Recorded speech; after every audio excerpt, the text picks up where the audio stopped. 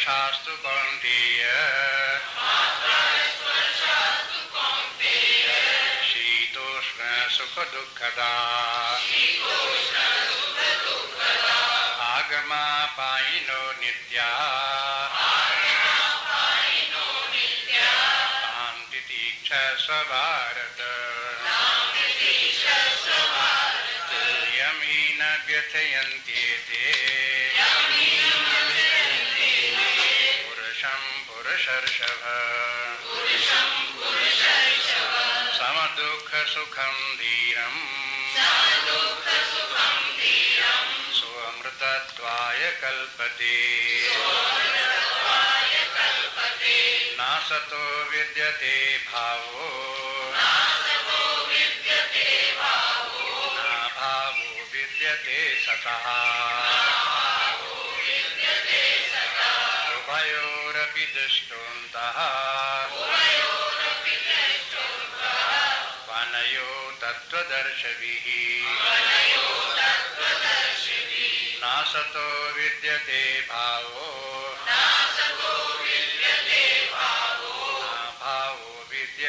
सतः उभयोरपि दृष्टं तस्तु अनयो तत्त्वदर्शिभिः।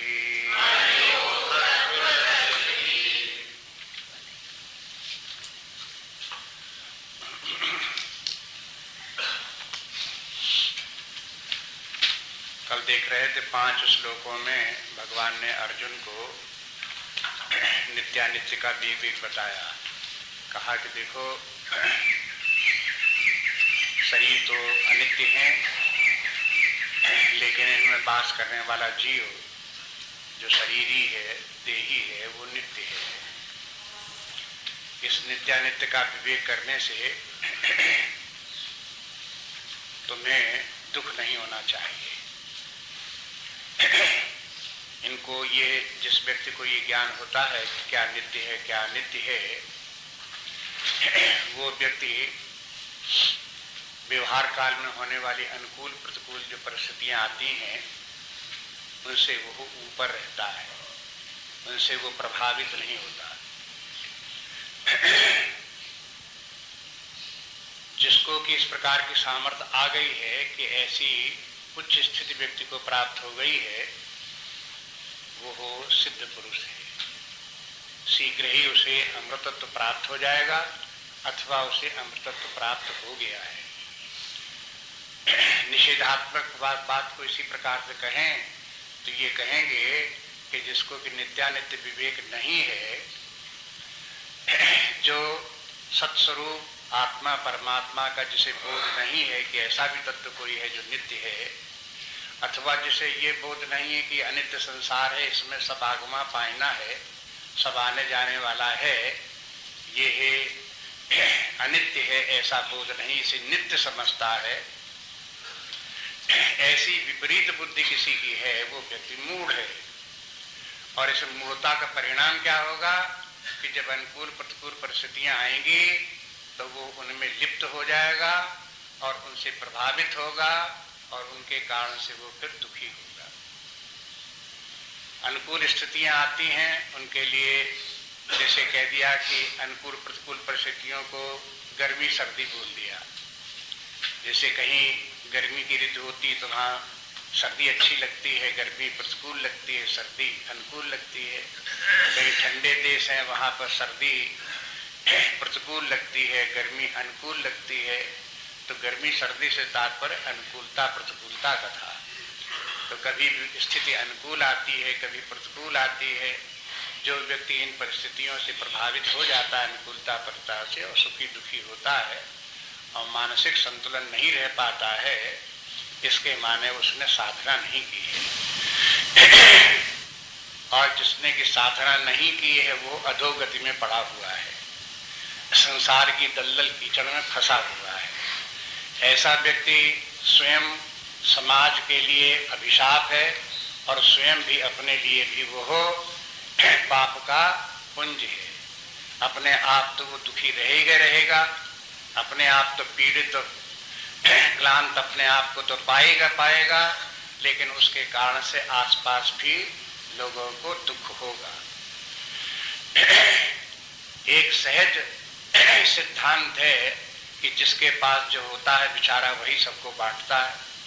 जिसके पास धन होगा धन बांटेगा, जिसके पास विद्या होगी विद्या बांटेगा, जिसके पास ज्ञान होगा ज्ञान बांटेगा, और जिसके पास दुख होगा, अपने हृदय के भीतर अपार दुख भरा हुआ है, तो क्या करेगा? सबको दुखी करता रहेगा। दूसरे व्यक्ति भी उसके साथ रह करके दुखी होंगे। समाज की यही दुर्दशा है। सारे समाज में, सारे संसार में इस प्रकार के दुखी व्यक्ति हैं और दूसरों को भी दुख देते रहते हैं, और ये समाज रहने योग्य नहीं रह जाता। आचार्यों का ये कहना कि काल है अलग अलग, सतयुग अलग है, त्रेता अलग है, द्वापर अलग है, कलयुग अलग है। कलयुग में ये स्थिति बहुत हो जाती है कि सब लोग विपरीत आचरण करते हैं, अज्ञान में रहते हैं, स्वयं दुखी होते हैं, सबको दुखी करते रहते हैं, और दुख में संसार रहता है। तो भले ही हम ये कहें, सतयुग में भले ही ये कहें कि संसार न सुख देता है न दुख देता है, सुखमय है, अच्छा है, सुंदर है, लेकिन कलयुग में आकर के तो यही हो जाता है कि ये संसार सब दुख ही दुख है। हम ये नहीं कह सकते कि गौतम बुद्ध ने जो ये स्लोगन चलाया था सर्वम दुखम दुखम, इसमें कोई सार नहीं है। ये कलयुग का अभिशाप है। लेकिन तुलसीदास जी ये कहते हैं कि कलयुग के बीच में भी एक किलेबंदी हो सकती है। कलयुग ने आक्रमण तो कर दिया है चारों तरफ से, लेकिन एक किलेबंदी की जा सकती है। जो होशियार लोग हैं, सावधान लोग हैं, वो चारों तरफ से किला बांध लेते हैं। किस बात का किला? सत्संग का। सत्संग वो किला है जो उसके भीतर रहेगा, उसके ऊपर यही विपरीत कलयुग की परिस्थितियां, ये दुर्भाग्य कलयुग के जो हैं, उनके ऊपर प्रभाव नहीं डालेंगे। सत्संग में क्या होगा? परमात्मा का सहारा लिया जाएगा, शास्त्रों का सहारा लिया जाएगा, ज्ञान का सहारा लिया जाएगा, भक्ति का सहारा लिया जाएगा। बस यही ऐसे अस्त्र शस्त्र हैं जिनके के द्वारा कोई व्यक्ति कलयुग से पार पा सकता है, अपने आप को बचा सकता है और थोड़ा शांतिपूर्वक जीवन जी सकता है। अन्यथा ये संसार जो है वो हो, हम तो फिर बार बार यही कहते हैं कि उनकी बात जो है गौतम बुद्ध की ही बात सत्य है। सर्वम दुखम दुखम, सर्वम क्षणिकम क्षणिकम। बार बार लोग कहते हैं कि नहीं नहीं, संसार बहुत अच्छा भी है, बहुत सुंदर भी है, लेकिन हो सुंदर जो हो, लेकिन जिनको लगता है बड़े सौभाग्यशाली हैं, जिनको संसार सुंदर लग रहा है, जिनको सुखदायक लग रहा है, लेकिन ये संसार जो है ये है दुखमयी है। इससे बचने का उपाय करना चाहिए, विचार करना चाहिए, सत्संग करना चाहिए। भगवान ने इस प्रकार से बताने के बाद जो वो कहा कि देखो अभी तक हमने तुमको व्यवहार बताया, यद्यपि भगवान ने नित्यानित्य का विवेक बताया, लेकिन कहा कि देखो जो कुछ हम बता रहे हैं इसके पीछे दर्शन है, थिंकिंग है, फिलॉसफी है। कोई हम ऐसे ही नहीं बात बता दे कि ऐसी कह दिया हमने कि बस नित्यानित्य मान लो और इसी प्रकार से समझ लो कि ये जगत अनित्य मान लो और परमात्मा को सत्य मान लो। निराधार बात नहीं है, इसके पीछे तर्क भी है। विचार करोगे तो तर्क भी मिलेगा, लेकिन तर्क किनको मिलेगा और किनको समझ में आएगा? जिनकी की बुद्धि कुछ शांत होगी, कुछ निर्मल होगी, कुछ सत्वगुण होगा, उनका तो प्रवेश होगा, और बाकी लोग जो है उसको उनके सिर से निकल जाएगा। आजकल कहते हैं सिर से निकल गया, सिर निकल गया कि मैंने उनके सिर में प्रवेश नहीं किया, कान में घुसा नहीं, बुद्धि में चढ़ा नहीं। इसलिए अब आगे देखो, दर्शन देखो। ये इस श्लोक में क्या बोलते हैं कि ना सतो विद्यते भाव, ना सतो विद्यते भाव। जो असत है उसका भाव नहीं, माने अस्तित्व नहीं। असत है तो अस्तित्व ही नहीं। और न अभाव विद्यते सतः, जो सत है उसका कभी अभाव नहीं हो सकता। माने ये परिभाषा हो गई सत और सत की। और फिर बाद में भगवान ने कह दिया कि देखो यही बात हम ही थोड़ा कहते हैं, जितने भी तत्वदर्शी हैं उन लोगों का सबका यही कथन है, उभयो रपि दृष्टो अंतः, इन दोनों का देखा है उन लोगों ने अंत। किसका? किन लोगों ने? अनयो तत्वदर्शी भी, इन दोनों के जो तत्वदर्शी हैं उन लोगों ने ये देखा है। इसमें एक शब्द क्लिष्ट है, अंतः, जिन लोगों ने इसका अंत देखा है। अंत के साथ में सिद्ध शब्द और लगा लो तो शब्द साफ हो जाएगा। सिद्धांत, अंत के पहले सिद्ध लगा लो तो अब क्या अर्थ हो गया? यह सिद्धांत तत्वदर्शी लोगों ने भली भांत देखा है। सिद्ध शब्द श्लोक लिख रहे थे तो उसमें सिद्ध अर्चन कर रहा था, तो केवल अंत दे दिया है, तो उतने से अर्थ लगा लो। तो इसलिए बोले कि देखो यह सिद्धांत तत्वदर्शियों का है। इसके माने दो प्रकार के व्यक्ति होते हैं, एक तत्वदर्शी होते हैं और दूसरे, आप अपने आप समझ लो कैसे होते होंगे। तो लोग जो ऊपर ऊपर जो देखने वाले होंगे, जिनकी की थिंकिंग शैलो है, ऐसे लोगों को ये बात समझ में नहीं आती, उनको ये सूझता नहीं है। लेकिन जो तत्वदर्शी होंगे, गहराई तक जाने वाले होंगे, तत्व के माने वैसे तो परमात्मा ही, जिन्होंने साधना की होगी, आत्मज्ञान प्राप्त हुआ होगा, परमात्मा को जानते होंगे, ज्ञानवान होंगे, पंडित होंगे, उनका कहना इस प्रकार का है। जिन लोगों ने विचार नहीं किया, विचार पूर्वक जीवन नहीं किया, साधना नहीं की, जिन्होंने बहिर्मुखी जीवन जिया, ऐसे लोग जो हैं वो उनकी बुद्धि जड़ है, तमोगुणी स्वभाव है, ऐसे लोगों को ये बात समझ में नहीं आई होगी। माने भगवान तो अपनी तरफ से कह ही रहे हैं, चूंकि भगवान कृष्ण कह रहे हैं इसलिए ये बात वैसे ही मान्य है, सत्य है। लेकिन भगवान इसको प्रमाण देने के लिए तत्वदर्शियों का भी सहारा लेते हैं कि कोई एक हम ही बात थोड़ी कि जितने तत्वदर्शी हैं वो भी यही बात कहते हैं। कोई कहे कि आप साहब तो भगवान हो, आप क्यों ना ऐसा कहोगे, तो कहेंगे हम ही बात नहीं कहते हैं, अन्य भी संसार में तत्वदर्शी हैं, वो भी ऐसे ही कहते हैं। और ये आप जानते हो कि ये बोल कौन रहा है, संजय को कौन सुना रहा है? संजय किसको सुना रहे? धृतराष्ट्र को। तो इसके माने संजय का भी यही मत है, संजय उतनी ही बात बोलते हैं जितनी उनको समझ में आती है। ऐसा नहीं है कि उनको टेप रिकॉर्डिंग कर ली थी तो उनके सामने जो है वो धृतराष्ट्र के सामने रख दी कि सुन लो उन्होंने क्या किया, हम तो समझते नहीं क्या है, ऐसे नहीं है। संजय ने इन सब बातों को समझा भी था। संजय भी संत थे, बड़े ज्ञानवान थे पहले ही से, और ये जब उनको भगवान की बात सब उन्होंने सुनी तो सब समझी। तो धृतराष्ट्र को जो बोल रहे हैं वो समझा करके बोल रहे हैं कि ऐसा ही है। और दूसरी बात फिर व्यास जी ने इस बात को लिखा। माने ध्यान अगर रहे सब तरफ तो आपको मालूम होगे कि व्यास का भी मत यही, संजय का मत भी यही, भगवान कृष्ण का भी मत यही। और भगवान कहते हैं जितने तत्वदर्शी हैं उनका सबका भी मत यही है। और फिर इसके बाद ये तो बात हो गई गीता के रचना के पहले की बात।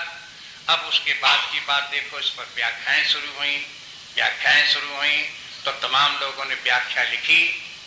और हम ये तो नहीं कह सकते कि सबने इस बात को समझा, ऐसे व्याख्याकार भी आए, वो भी हम आपको एक बता दें।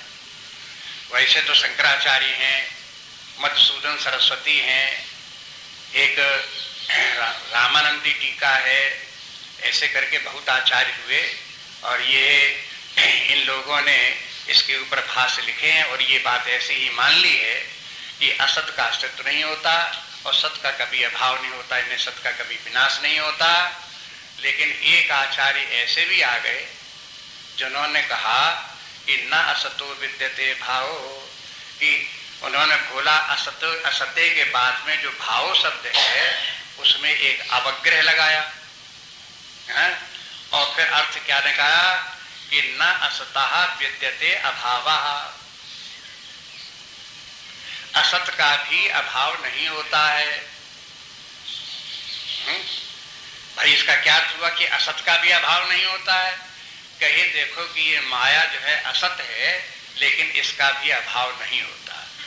क्या अभाव नहीं होता? ये चाहे अव्याकृत रूप में रहे चाहे व्याकृत रूप में रहेगी जरूर।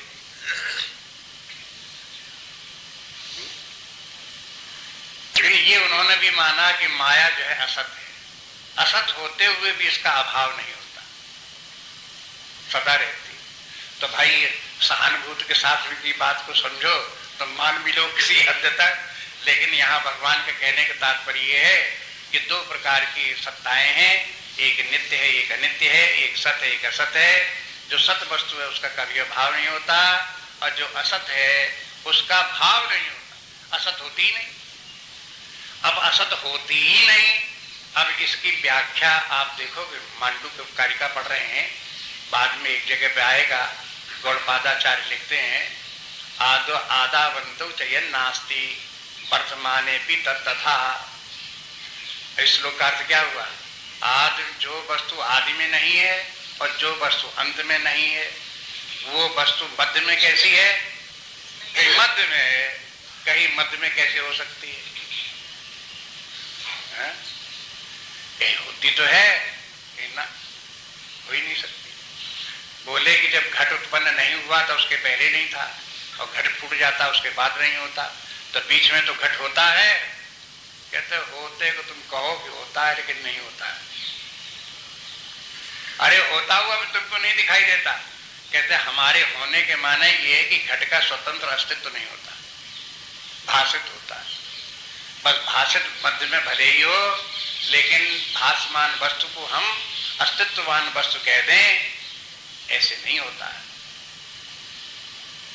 अब इसके इस आधार पर गीता में जैसे ये है कि एक सत वस्तु है एक असत वस्तु है। सत वस्तु वो है जिसका कि कभी अभाव न हो, अभाव न हो माने नष्ट न हो, विलीन न हो, अदृष्ट न हो। और असत वस्तु वो है जो कभी उपलब्ध न हो, जो कभी दिखाई न दे, सामने न आवे, अस्तित्व न हो, वो बस असत वस्तु है। अधिकांश लोगों ने सरलता में यही दो बातें मान ली, लेकिन अद्वैत वेदांत ने इन दो सत्ताओं के बीच में एक तीसरी सत्ता और मानी। बोलो कि देखो एक तो होता है सत और एक होता है असत और एक होता है मिथ्या। हमने इसी बात पहले बार कहा कि देखो नासते विद्यते भाव ना भाव विद्यते सता।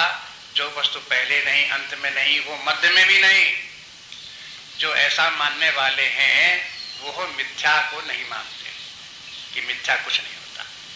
लेकिन जो ये कहते हैं कि नहीं पहले नहीं थी बात ठीक है, बाद में भी नहीं रहेगी वो बात ठीक है, लेकिन मध्य में चाहे न हो, उसका स्वतंत्र अस्तित्व न हो, कम से कम भाषित तो होती है, इंद्रिय ग्राही तो है, मनोग्राही तो है, वो इंद्रियों से तो उपलब्ध होती है। तो बोले चलो उसका एक नाम और रख लेते हैं, इसका नाम है मिथ्या। मिथ्या में असत्य में क्या अंतर हुआ? अब इसको उदाहरण के रूप में कह सकते हैं कि असत्य तो बंध्यापुत्र की तरह से है, और ये मिथ्या कैसा है? घट की तरह से है, जल की तरंग की तरह से है, स्वर्ण में आभूषण की तरह से है, जहां मध्य में कुछ भाषित होता है। लेकिन बंध्यापुत्र तो न आदि में भाषित, न अंत में भाषित और न मध्य में भाषित।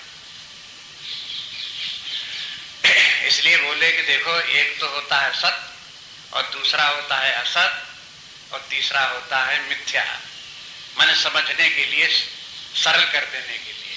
लेकिन भगवान ने कहीं इसको मिथ्या को स्थान नहीं दिया, इसमें उल्लेख उसका नहीं किया है। आप उसको असत को ही दो भागों में बांट लो, एक कहो असत और एक कहो मिथ्या। मिथ्या भी सत नहीं है और असत भी सत नहीं है, सत से भिन्न दोनों है। तो लोगों ने कहा कि सत्य तो बिल्कुल सत्य है, और जो मिथ्या है वो थोड़े नीचे स्तर का सत, भाषित होने वाला सत्य है। असत है लेकिन भाषित सत्य होता है, वो मिथ्या है। और जो असत असत ही दिखाई दे कि असत है और असत दिखाई भी दे, वही असत है। माने ऊपर से नीचे तक बना 3 कैटेगरी होगी। अब अब किसी को कुछ शब्द अच्छा लगता है, किसी को कुछ अच्छा लगता है। कोई कहते ये जगत ही सत्य है, इसका कभी अभाव नहीं होता। इस जगत की जो कुछ वस्तुएं हैं उनका भाव अभाव होता दिखाई देता है। अब उसके आगे परमात्मा तक नहीं जाते। अब अपने इसी में विचार कर रहे हैं। उन्होंने कहा कि भगवान बिल्कुल ठीक कहते हैं, ये जगत जो है ये है सत्य है, इस जगत का कहां आदि अंत है? सही नहीं, नित्य विद्यमान है इसलिए सत्य है। फिर पहाड़ देखो सत्य है, समुद्र देखो सत्य है, सूर्य देखो सत्य है। हाँ ये बात जरूर है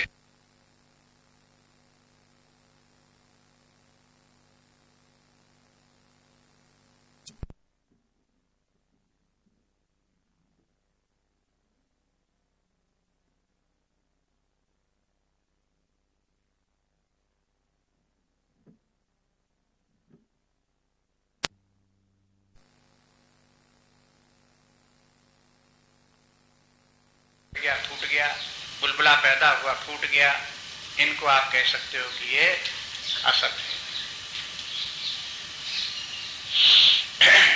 लेकिन इस शंका का निवारण करने के लिए भगवान ने आगे श्लोक एक और दिया कि देखो ऐसे मत मानो, ये जगत ही सत्य है। अविनाशी तो तद्विद्धि येन सर्वमिदं ततम् विनाशम् अप्यस्यास्य न कश्चित् कर्तुमर्हसि। अविनाशी तो तद्विद्धि येन सर्वमिदं ततम् विनाशम् अप्यस्यास्य न कश्चित् कर्तुमर्हति। श्लोक का अर्थ हो गया अविनाशी तद्विद्धि। अविनाशी उसे कहेंगे। अविनाशी किस शब्द के लिए आया? यहाँ पहले जो सत्य था उसी के लिए अविनाशी कहा। उसका कभी अभाव नहीं होता, सत्य का कभी अभाव नहीं होता, इसलिए उसको बोले अविनाशी। तो अविनाशी तो तद्विद्धि। तो पहले तो ये बोले कि देखो एक सत्य होता है, एक असत होता, सत असत की परिभाषा दे दी। ये बता रहे थे कि इसी आधार पर, इस परिभाषा के आधार पर बहुत सी परिभाषाएं सत असत की निर्धारित की गई, लेकिन उनका सबका तात्पर्य यही है। जैसे एक परिभाषा आपको पहले बताई कि सत्यत्वम बादरायित्वम, सत्य वो है जिसका कि बाध न हो, ये भी एक परिभाषा है। बाध न हो के माने क्या है? जिसमें तद्बुद्धि सदा बनी रहे वो तो सत्य, और जिसके जहां तद्बुद्धि, उस प्रकार की बुद्धि जो तदाकार बुद्धि न रहे, बुद्धि बदल जाए, तो उसके माने उसका निषेध हो गया, तो वो हो गया असत। उदाहरण में आपको दिखा दिया कि जैसे रस्सी है और सर्प है। अगर रस्सी को रस्सी करके जानते हैं तो तदाकार बुद्धि रहेगी, वो कभी नष्ट नहीं होगी, अलिम बदलेगी नहीं। लेकिन रस्सी के स्थान पर अगर सर्प मान लिया है तो जहां प्रकाश ने उस रस्सी को देखा तो सर्प बुद्धि समाप्त हो गई। तो इसके माने कौन सत्य कौन मिथ्या है? कि वो सर्प बुद्धि जो थी वो मिथ्या है, रस्सी बुद्धि सत्य है। तो ये भी सत्य सत्य की परिभाषा, इस प्रकार उसकी पहचान भी इसमें बता दी। सत असत तो है ही है, उनको भगवान ने जो बताए वो परिभाषा तत्व दृष्टि से बताया, क्योंकि तत्व दृष्टियों के लोग थे। ये परिभाषा शंकराचार्य जी की है कि सत्यत्वम बादरायित्वम, और ये परीक्षा के लिए है कि अब देखो कि क्या सत्य है क्या असत्य है। उसकी परीक्षा कैसे हो? तो कहते हैं अपनी बुद्धि के द्वारा देखो, जिसका कि बाध न हो वो सत्य, और जहां बुद्धि के द्वारा बुद्धि परिवर्तित हो जाए, बाध हो जाए, वो समझो मिथ्या है। एक आपको गौड़पादाचार्य की परिभाषा बता दी। फिर अब आप इसमें रुचि आपकी हो, इंटरेस्ट, तो आप देखते रहना देश विदेश में जहां कहीं भी दार्शनिक चिंतन होता है तो इस बात का विचार अवश्य होता है। जितने भी दार्शनिक होंगे उन्होंने सबने इस बात की परिभाषा दी होगी कि सत्य क्या है और असत क्या है। और चाहे जैसे उन्होंने दी हो, किसी प्रकार की हुई, ये भी जैसे कि एक पश्चिमी परिभाषा है कि जहां हमारे मेंटल कॉन्सेप्ट्स हैं वो जब बाह्य जगत में जो वस्तु होती है उससे करस्पॉन्ड करती है तब तो वो सत्य है, जब करस्पॉन्ड ना करे तो फिर इसके माने जो बुद्धि में हम समझे हुए वो मिथ्या है, भ्रांति है।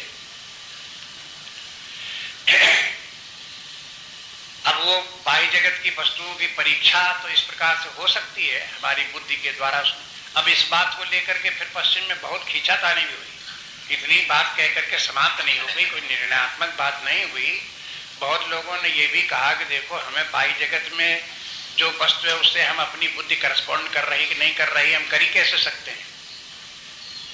कैसे हम इस बात को सिद्ध करें कि जो वस्तु जैसी है वैसी हमारी बुद्धि है और करस्पॉन्डिंग है? क्यों कि हमें जो कुछ बाहर दिखाई देता वही दिखाई देता जो हमारी बुद्धि में,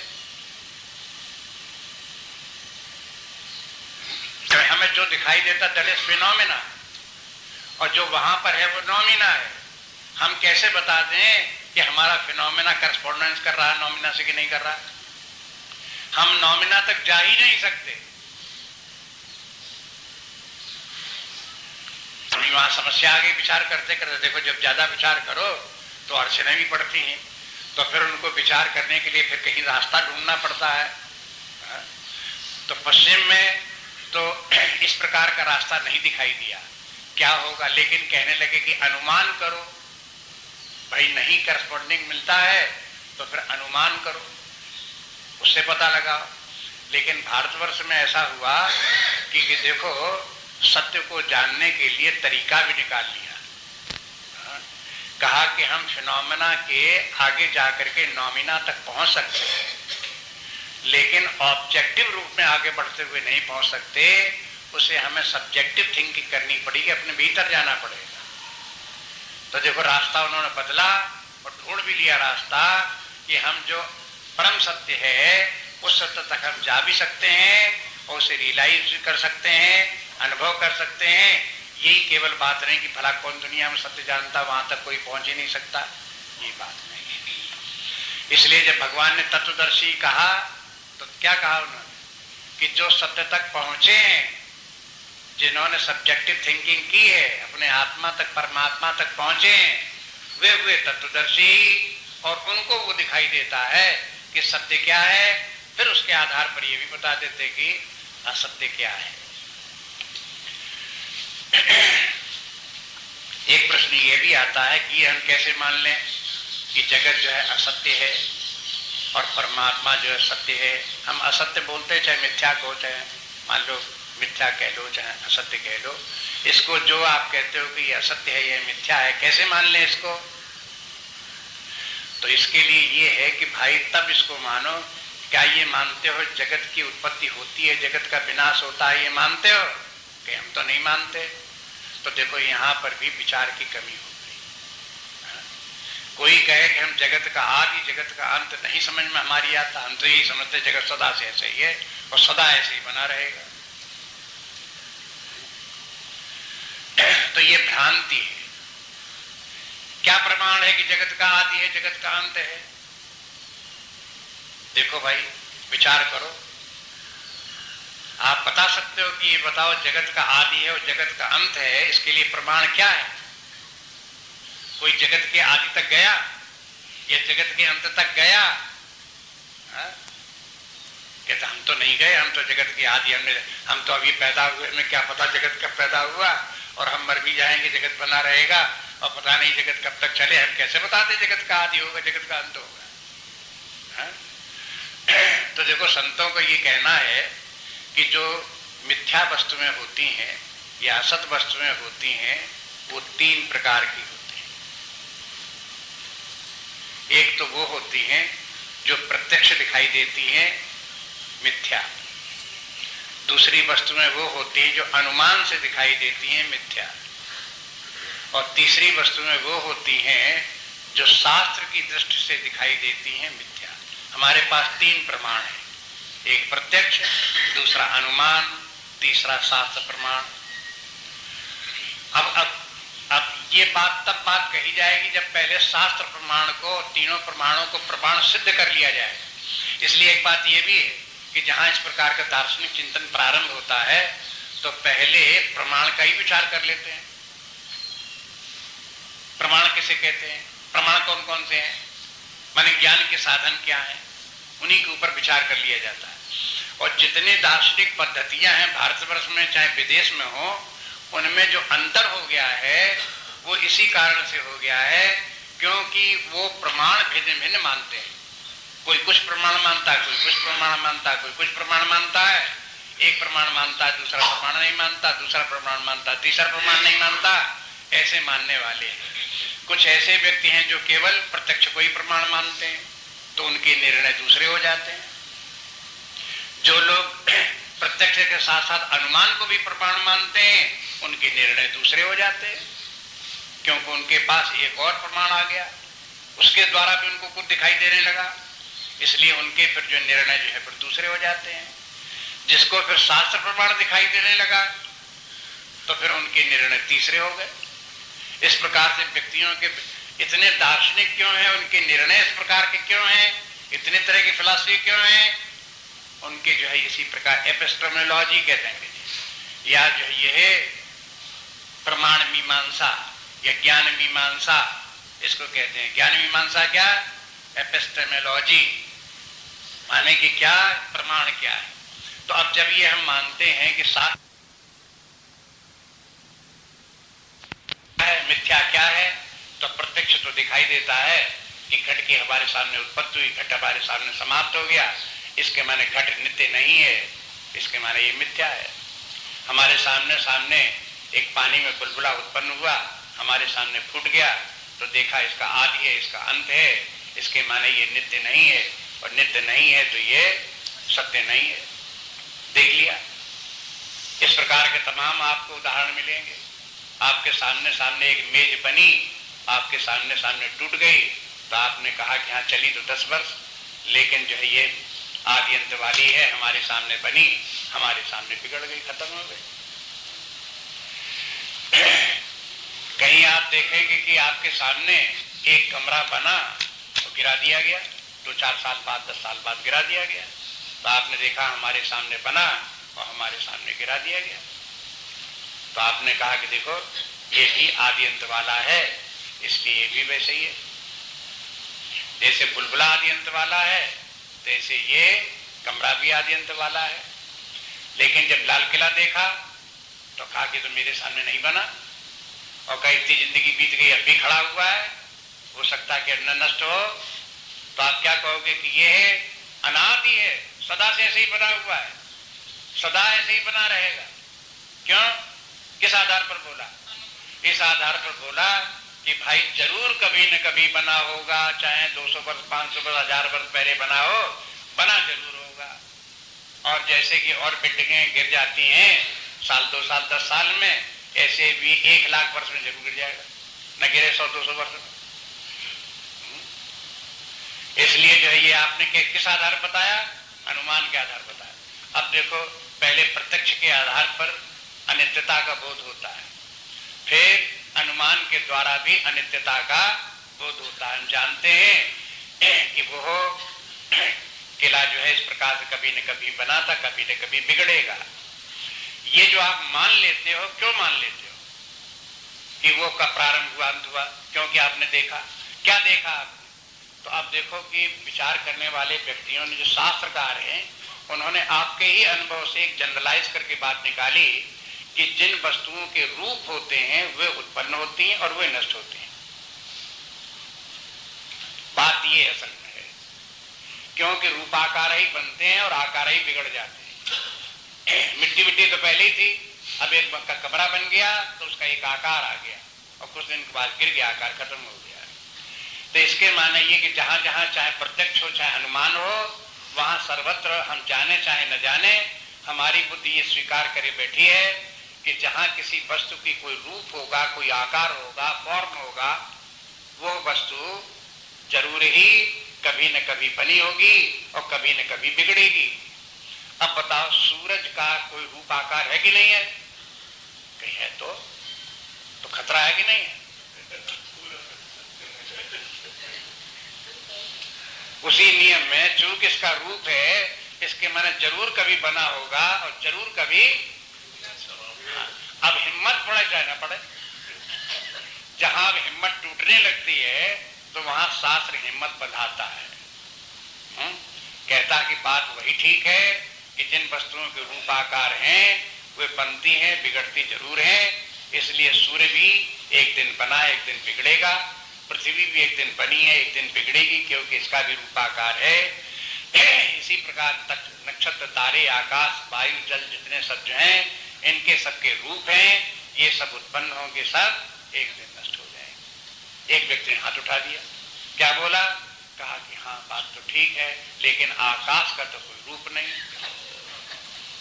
है।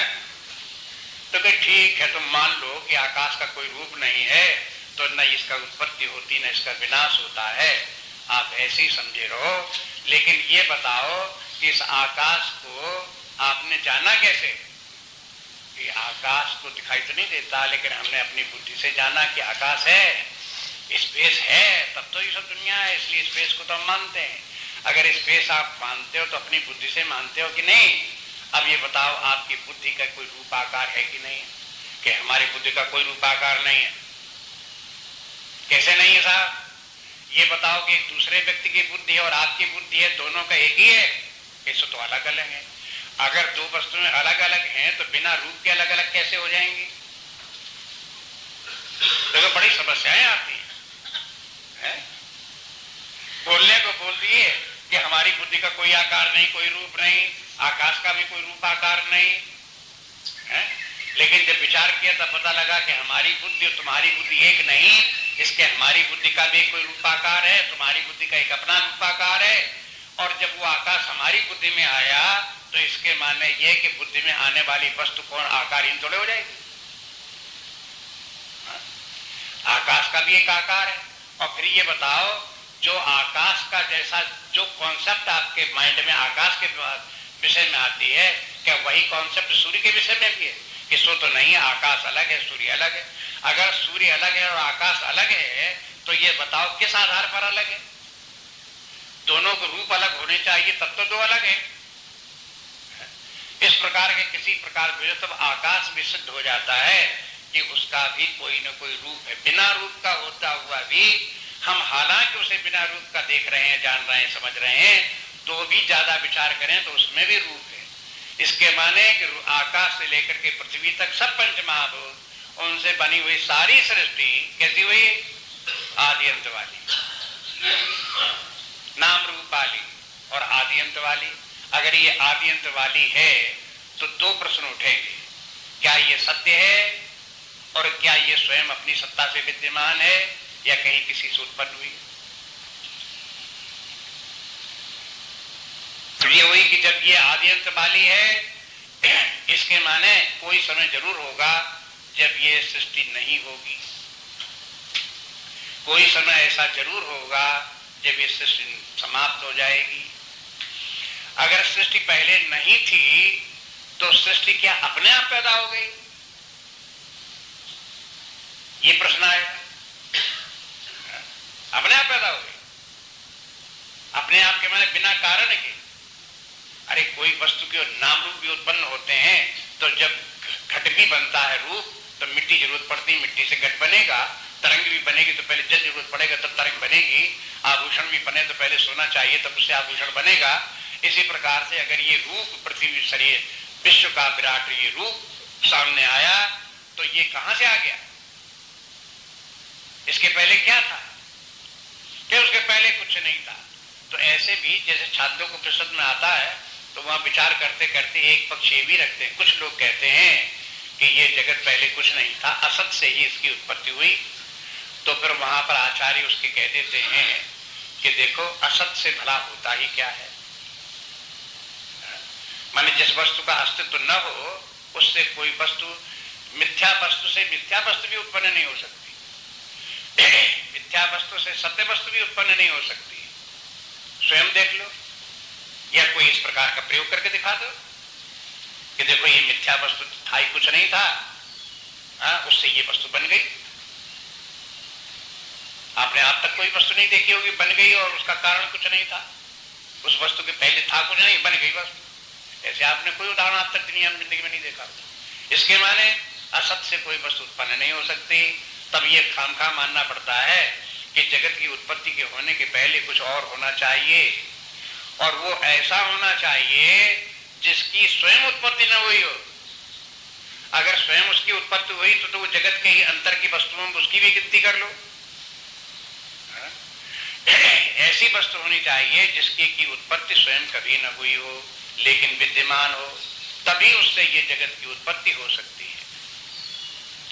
अगर जगत की उत्पत्ति को होने के पहले कोई ऐसी वस्तु थी जो अनादि अनंत हो, नित्य विद्यमान हो, तो आप उसको क्या कहोगे? कि हम उससे कहेंगे सत, क्योंकि वो नित्य है।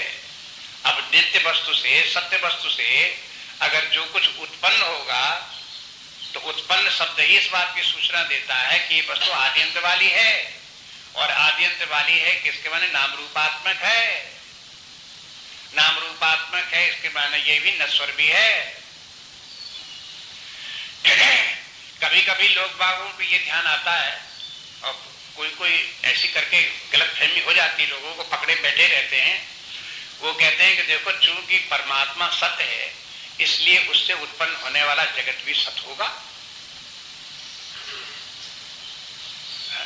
सत वस्तु से सत वस्तु ही उत्पन्न होगी, सत वस्तु मिथ्या कैसे हो जाएगी? अब देखो यहां गलती कहां है। सत वस्तु किसे कहते हैं? सत वस्तु जिसका आदि अंत न हो, अपनी सत्ता से स्वयं विद्यमान हो, जिसका दूसरा कोई कारण न हो, उसे कहेंगे सत। अगर उस सत से कुछ उत्पन्न हुआ है तो उत्पन्न हुई वस्तु का कारण क्या है? क्या स्वयं ही कारण है कि नहीं कारण है? उत्पन्न होकर के क्या स्वतंत्र होकर के विद्यमान है कि नहीं? वो जिस कारण से उत्पन्न उसी कारण पर आश्रित भी है। और उत्पन्न होने के पहले थी कि उत्पन्न होने के पहले नहीं थी। तो जब ये बातें, तीनों बातें एक दूसरे के विपरीत हैं, तो आप उस वस्तु को जो अनादि अनंत है, अपनी सत्ता से विद्यमान है, जिसका कोई दूसरा कारण नहीं है, उसे तो कहते हैं सत। और जब कोई वस्तु का आदि अंत हो, जिसका कि कारण दूसरा हो, जो स्वयं अपने अस्तित्व से विद्यमान न हो, आपका ये भी सत है। तो फिर इसके माने आपने सत शब्द का जहां चाहो तहां प्रयोग कर लो। अरे भाई, जब लक्षण दो प्रकार के अलग अलग आपको मिल रहे हैं और एक को आप सत बोल रहे हो तो दूसरे को और उसके लक्षण विपरीत लक्षण मिल रहे हो दूसरे स्थान पर, तो वही सत शब्द वहां पर भी प्रयोग करो। ये कौन सी बुद्धिमानी की बात है? ये कौन समझदारी की बात? बस इसी बात को लेकर के इस श्लोक कहते हैं अविनाशी तो तद विद्धि। आप याद करो, अविनाशी माने वो तत्व जो जगत के पहले विद्यमान था, जो अपनी सत्ता से विद्यमान था, अनादि अनंत था। अविनाशी तो तद बुद्धि, उसको अविनाशी समझो, और अविनाशी होने के कारण से उसी को सत समझो। एन सर्वम इदम तदम। इदम के माने चारों तरफ मुझे घुमा दो। इदम के माने यही सर, इदम माने ये सारा जगत उसी से उत्पन्न हुआ और उसी से इसका विस्तार हुआ। तदम माने विस्तार, तनोति, तनोत माने विस्तार करना। ये सारा जगत का विस्तार कहां से हुआ? कैसे? उसी सत से ही हुआ। अब इसी से दो तरह की बातें होंगी। एक तो वो अविनाशी वस्तु, नित्य वस्तु जो सदा विद्यमान है, और दूसरी वो वस्तु जो उससे उत्पन्न होकर के नाम रूपात्मक होकर के उस पर आश्रित होकर के और उसने जो है नाम रूप में जिसका के विस्तार हुआ।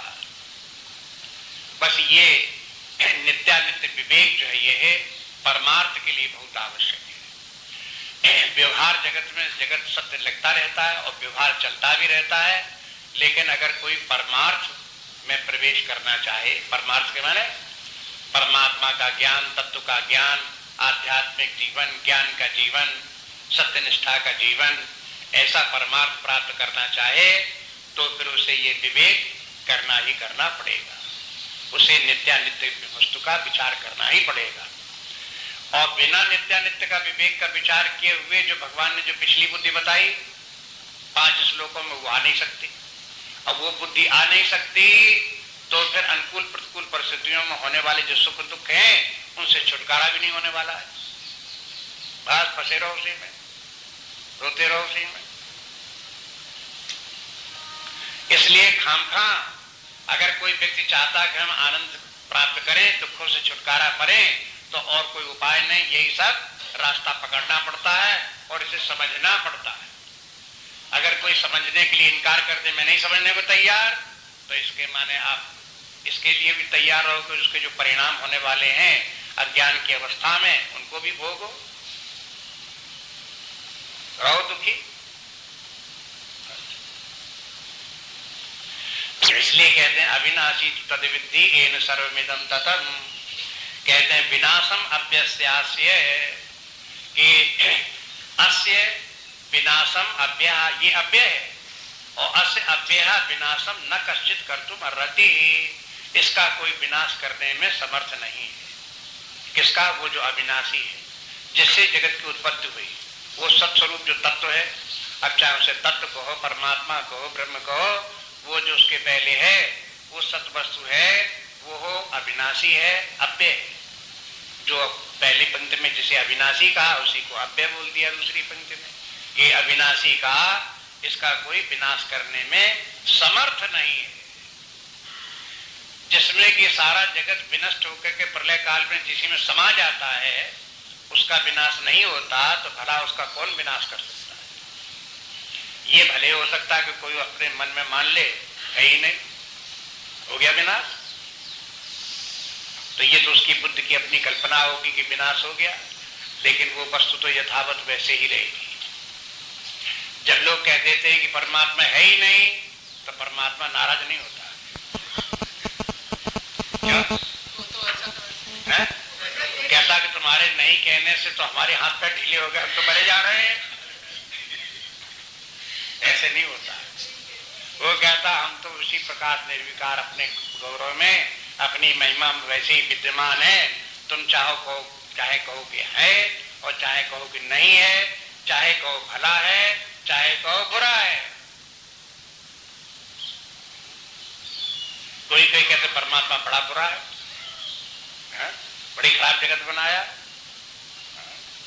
हमारे साथ बड़ा अन्याय करता है।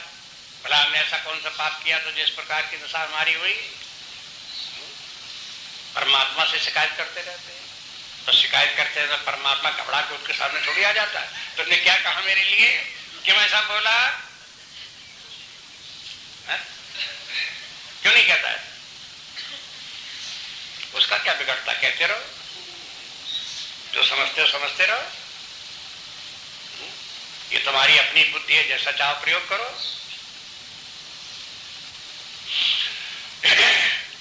बस ये कहने का तात्पर्य यही बात वो है कि जो लोग फिर जैसे मांडूक्य उपनिषद में हुआ कि विचार करते करते वो ओंकार का चौथा पाद अमात्राओं में पहुंच गए, और चाहे समझो कि वो बीज और फल भाव से बाहर निकल करके वो जो अनंत चैतन्य है, जो चौथा पाद है, जो निर्विकार निर्लेप, उसमें पहुंच गए, तदाकार हो गए, तन्निष्ठा प्राप्त हो गई।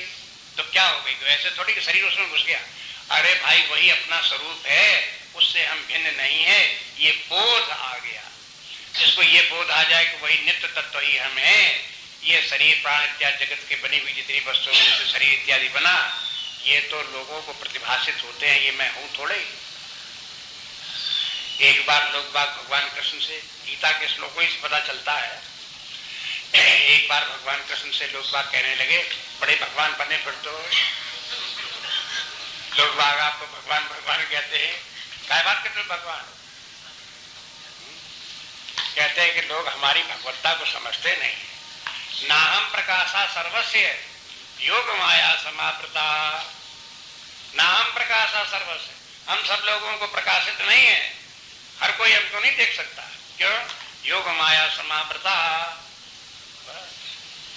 योग माया से समावृत लोगों को क्या दिखाई देती? मेरी माया दिखाई देती, उसी में भटक रहे हैं, मुझे थोड़ी देख पाते।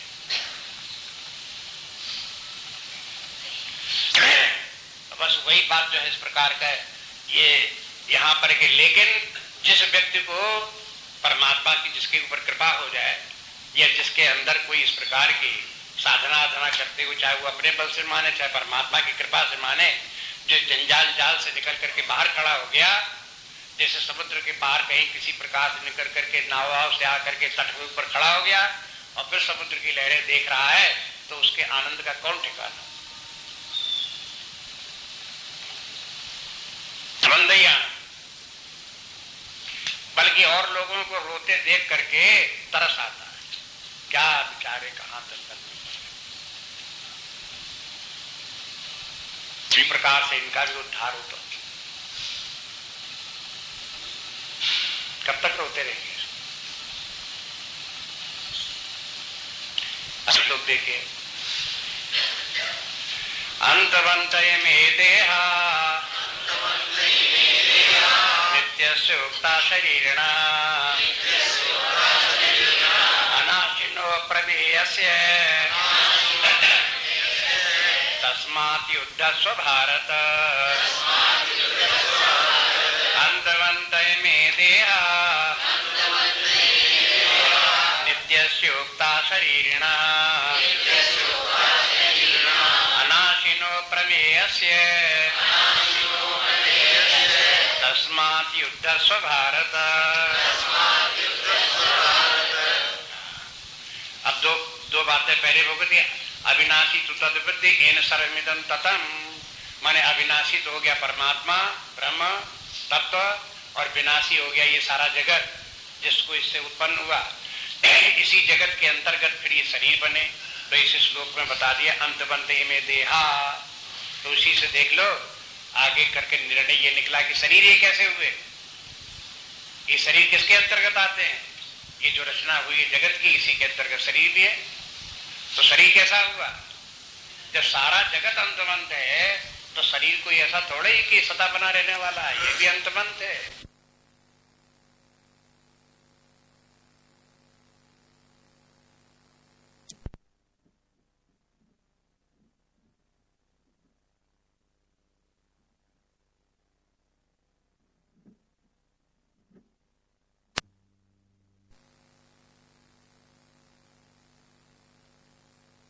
ये जो रचना हुई है जगत की इसी के अंतर्गत शरीर भी है। तो शरीर कैसा हुआ, जब सारा जगत अंतमंत है तो शरीर कोई ऐसा थोड़े ही कि सदा बना रहने वाला है, ये भी अंतमंत है। तो अंतमंत इमे देहा, देहा बहुवचन में जितने अंतमंत इमे देहा मान जितने राजा लोग 18 अक्षौणी सेना में खड़े हुए हैं, ये सबके सब सेना सबके सब सैनिक अंतमंत इमे देहा, सबके देह अंतमंत है। और नित्य से युक्ता शरीर, इन शरीरों में वास करने वाला जो है वो हो शरीरी आत्मा, वो नित्य है। अनाशिनो अप्रमेयस्य, वो जो नित्य है अनाशिना वही अविनाशी है, और अप्रमेय और अप्रमेय है। तस्मात् युद्धस्व भारत, बस इसीलिए तुम युद्ध करो। अब जने कहां से अर्थ निकल आए तस्मात् युद्धस्व भारत, एक नित्य एक अनित्य है, ये सब बता दिया क्या नित्य है क्या अनित्य है, इसलिए तुम युद्ध करो। अनाशिना, जिसका कि नाश न हो, आ लगा तो नाशिना नाशवान, अनाशिना जिसका नाश न हो। संस्कृत में एक शब्द और है अशन, अशन के माने खाना भोजन, और जो न खाना न खाने वाला हो नाशिना, जो खाए नहीं वो नाशिना, और जो खाए वो अशिना खाने वाला। जो वो सत्य है परमात्मा वो कुछ खाता नहीं। देखो बिना खाए बना रहे, लेकिन शरीर कैसे है, जब खाएं तभी चले, बिना खाए शरीर चले। दोनों में ये भी अंतर है। शरीर जो है वो पराश्रित है, किसके ऊपर आश्रित है, अन्न के ऊपर। ना अन्न मिले देखो कितने दिन शरीर चलता है, पराश्रित। अपनी उसकी स्वतंत्र अपने आप से अपनी सत्ता नहीं, लेकिन वो जो सत्य है आत्मा है परमात्मा है वो नाशिना, कुछ नहीं खाता। और आदिकाल से अब तक कुछ नहीं खाया तो भी यथावत विद्यमान है। माने खाता कुछ नहीं, किसी के दूसरे के ऊपर डिपेंड नहीं करता, अपने अस्तित्व के लिए किसी दूसरे पर डिपेंड नहीं करता, स्वयं अपनी सत्ता से अपने आप विद्यमान।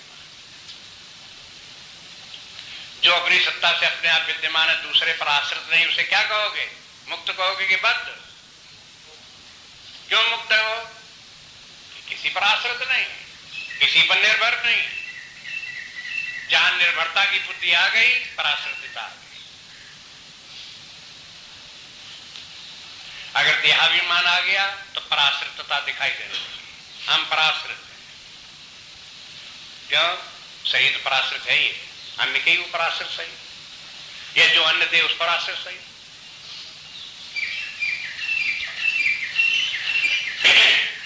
इसलिए अगर स्वतंत्रता चाहते तो शरीर भाव रह करके कोई मुक्त नहीं हो सकता, कोई स्वतंत्र नहीं हो सकता, उसे तो अपने आत्म स्वरूप में पहुंचना ही पड़ेगा। आत्मभाव में स्थित रह करके ही स्वतंत्र हो सकता है, वही मुक्ति है। तो कहा जिसको आत्मभाव प्राप्त हो जाता है उसके शरीर को अन्य की जरूरत नहीं पड़ती क्या? पूछने वाले भी लगे रहते पीछे छोड़ते नहीं अंतर।